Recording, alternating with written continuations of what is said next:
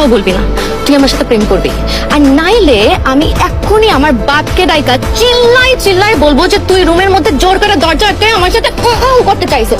তুমি কি বলে এগুলো? তোমার সাথে আমি কখন করতে চাইলাম? বলবো বলবো 100 বার বলবো। আমি তোমার পায়ে পড়ি, তুমি আমার কথা মতটা দিও না প্লিজ। কেন ধরতেছো জান? তুমি তো আমার বুকে আসবা, বুকে। বলো আমি তোমাকে ভালোবাসি। I love you.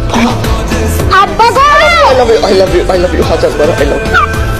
কি পাত্র আব্বা, কানাডায় বিরাট বাড়ি, অনেক বড় চাকরি করে, ল্যাম্বরগিনির গাড়ি ড্রাইভ করে, বিরাট ব্যাপার স্যাপার তো। তাহলে কথা আগাবো? অবশ্যই ওই পোলার বাপ মারে আইতে কও। চাঁদনির একটা মতামত নেওয়া দরকার ছিল না? তাদের আমার মতামত কি? আমি তো মত দিয়ে দিচ্ছি। না সেটা ঠিক আছে, তারপরেও একবার জিজ্ঞেস করার দরকার ছিল।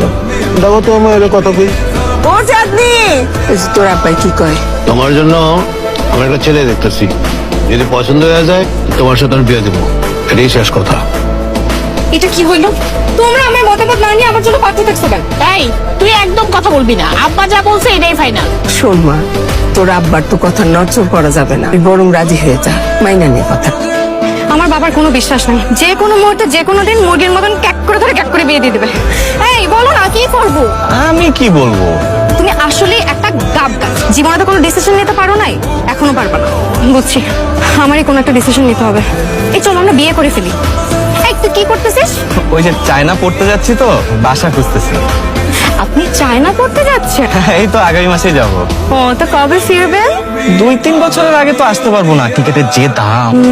তাহলে 2-3 বছর আমার বাবা আমাকে বাসায় বসিয়ে রাখবে বিয়ের জন্য।